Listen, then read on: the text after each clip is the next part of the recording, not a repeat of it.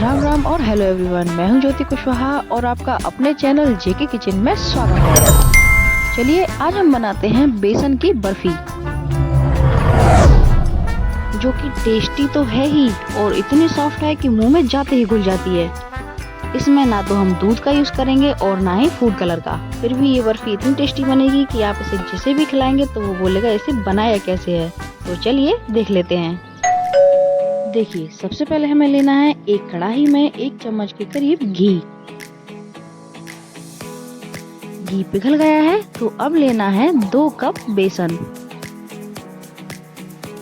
अब गैस की आंच को बिल्कुल धीमा मतलब स्लो टू मीडियम पर रखकर इसे अच्छे से चलाते हुए भूनेंगे। जिस ट्रिक के साथ हम इस बर्फी को बना रहे हैं उस ट्रिक में घी का यूज होता तो है लेकिन कम होता है, पर हाँ लास्ट में टेस्ट में कोई फर्क नहीं पड़ता है। बर्फी बहुत ही टेस्टी बनती है। बस आप वीडियो में बने रहिए और बिना स्किप करे देखिए। देखिए, बेसन बिल्कुल बढ़िया से भुन गया है। मैंने इसको थोड़ा ज्यादा भुना है, पर अगर आपको बर्फी का रंग पीला चाहिए तो इसे सिर्फ उतना भूनिए जितने में इसका कच्चापन दूर हो जाए। और देखिए, अब हमने लिया है 3/4 कप घी। जो हमने शुरू में 1 चम्मच घी लिया था वो इसी में से लिया था, इसलिए ये 3/4 में 1 चम्मच कम है। अब यहाँ पर तो गैस की फ्लेम को बिल्कुल धीमा रखना है और इसे लगातार चलाते हुए मिक्स करना है। अभी इसमें बाइंडिंग नहीं आई है, लेकिन धीरे धीरे आप देखेंगे ये बिल्कुल अच्छे से घी में बेसन मिक्स हो जाएगा। देखिए, अब इसमें बाइंडिंग आनी शुरू हो गई। जब हम इस तरह से घी को बाद में लेते हैं तो वो थोड़ा कम यूज होता है, पर अगर आप इसे सिर्फ घी में ना बनाना चाहें तो आप इसे वनस्पति तेल मतलब डालडा में भी बना सकते हैं। बस उसके स्वाद को दबाने के लिए 2-4 चम्मच घी तो जरूर ही डाल देना। और बातों बातों में यहाँ पर हमारा बेसन और घी देखिए किस तरह की कंसिस्टेंसी में आ गया है। तो बस हमें इसे यहीं तक पकाना है। फिर लेना है एक दूसरा बर्तन और उसमें लेना है 3/4 कप पानी। फिर लेना है 1.5 कप शक्कर। अब देखिए, हमने यहाँ पर 2 कप बेसन लिया था और 1.5 कप शक्कर ली है। इतने में मिठास बिल्कुल परफेक्ट रहती है, लेकिन अगर आप कम या फिर ज़्यादा मीठा खाना पसंद करते हैं तो शक्कर को अपने हिसाब से घटा या फिर बढ़ा सकते हैं। यहाँ पर हमें चीनी को सिर्फ पिघलाना है और उसे थोड़ा ज़्यादा पकाना है। देखिए, इतना कि अगर हम उसको छूकर देखें तो एक तार बन नहीं रहा है, बनने वाला है। तो बस इसे इससे ज़्यादा आप नहीं पकाना। और अब ये हमारी चाशनी भी रेडी है। दूसरी तरफ बेसन भी हल्का सा ठंडा हो गया है। यकीन मानिए, ये बर्फी आपको इतनी पसंद आएगी कि हर बार आप यही बनाएंगे। अब इसी में डाल देंगे हमारी तैयार की हुई चाशनी।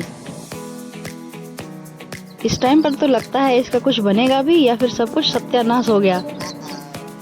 जब मैं ये बना रही थी तो मेरा भाई भी कह रहा था ये तूने क्या कर दिया, लेकिन लास्ट में रिजल्ट उसको भी बहुत पसंद आया। एक जरूरी बात है, यहाँ पर गैस बंद है, चालू नहीं है। जैसे जैसे हम इसे मिक्स करेंगे थोड़ा टाइम होगा, ये अपने आप ही गाढ़ा होना शुरू हो जाएगा। बस आपको इसे अच्छे से मिक्स करना है। इसमें अगर आपको कोई फ्लेवर जैसे कि केवड़ा एसेंस या फिर रोज वाटर डालना हो तो वो भी अभी डाल दें, पर मैं ये दोनों ही नहीं ले रही हूँ। मैं यहाँ पर ले रही हूँ 2 चम्मच जितना डेसिकेटेड कोकोनट, 1 चम्मच मिल्क पाउडर और 1 छोटी चम्मच इलायची पाउडर। अब इन्हें भी इसमें बढ़िया से मिक्स कर देंगे।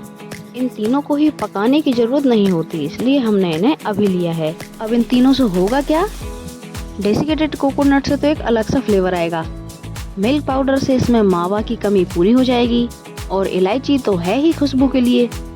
देखा आपने, मिलाते मिलाते ही ये कितना गाढ़ा हो गया है। थोड़ी देर के लिए इसे साइड में रख दें और फिर लेनी है एक थाली या फिर ट्रे और उसमें लगाना है घी। ये वही घी है जो 3/4 में से बचा है। अब देखिए, जुगाड़ भले ही लगाना पड़े लेकिन काम नहीं रुकना चाहिए।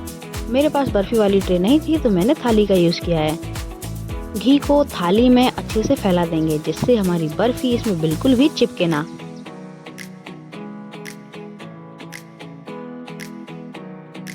अब थाली को भी कर दें साइड में और फिर से लें वही कढ़ाई। इसे एक बार फिर से अच्छे से मिला लेंगे।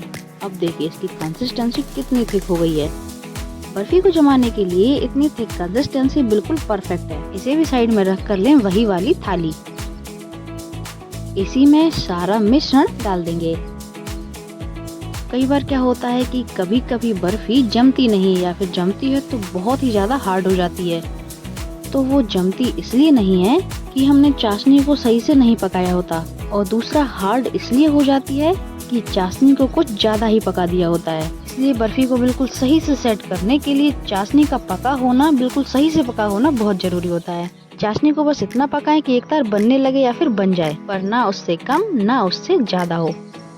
मिश्रण हल्का सा ठंडा हो गया तो हम इसे हाथ से ही अच्छे से फैला देते हैं। हाथों से फैलाने के चक्कर में इस पर उंगलियों के निशान आ गए हैं, तो इन्हें छुपाने के लिए अब चम्मच का यूज करेंगे। चम्मच को इसके ऊपर फेरें और बढ़िया से ही बिल्कुल एक साइज को कर दें। ऊपर से और अच्छा लुक देने के लिए आप चाहें तो सिल्वर पेपर का यूज करें, या फिर मैं यहाँ पर ले रही हूँ कुछ कटे हुए बादाम। इन्हें इस तरह से ऊपर से स्प्रिंकल कर देंगे, जिससे इसका लुक और भी अच्छा आएगा। चम्मच से हल्का सा दबा देंगे ताकि जब बर्फी सेट हो तो वो हटे नहीं। अब हम इसे खा तो भी सकते हैं, लेकिन अच्छे से सेट होने के लिए इसको रखना है कम से कम 6 से 7 घंटे के लिए रेस्ट पर। 6 से 7 घंटे हो गए हैं और हमारी बर्फी बिल्कुल अच्छे से जम चुकी है। देखिए, मैं इसे आपको दबा कर दिखाती हूँ। हो गई है ना बिल्कुल अच्छे से सेट। अब इसकी कटिंग कर लेते हैं। इसे काटने में कोई मेहनत नहीं करती होती, ये बिल्कुल मक्खन की तरह आराम से कट जाती है। मैं इन्हें चौकोर शेप में काट रही हूँ, पर आप इन्हें अपने मनपसंद के हिसाब से किसी भी शेप में काट सकते हैं।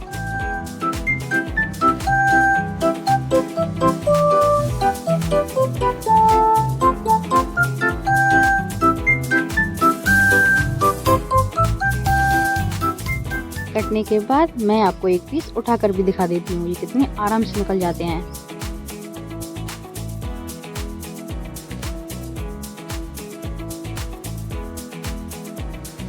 इसे तोड़कर देखें, ये देखिए ये कितनी सॉफ्ट बनी है, और सॉफ्ट के साथ साथ बिल्कुल ऐसी है कि मुंह में जाते ही घुल जाती है।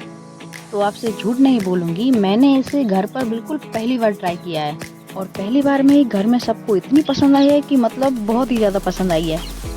तो आप भी इस बर्फी की रेसिपी को जल्दी से ट्राई कीजिए और कमेंट करके बताइए कि बर्फी सबसे ज्यादा किस जगह फेमस है। रेसिपी अगर आपको जरा भी पसंद आई हो तो एक लाइक और शेयर तो बनता है। सारी छोटी छोटी बातों को ध्यान में रखकर अगर बर्फी को बनाया जाए तो ये बिल्कुल सॉफ्ट और टेस्टी बनती है। उम्मीद करती हूँ वीडियो आपको पसंद आई होगी, तो अब जल्दी से जेके किचन को सब्सक्राइब करके बेल आइकन को दबा दीजिए। तो फिर मिलते हैं जल्दी नई वीडियो में किसी नई रेसिपी के साथ। तब तक के लिए राम राम।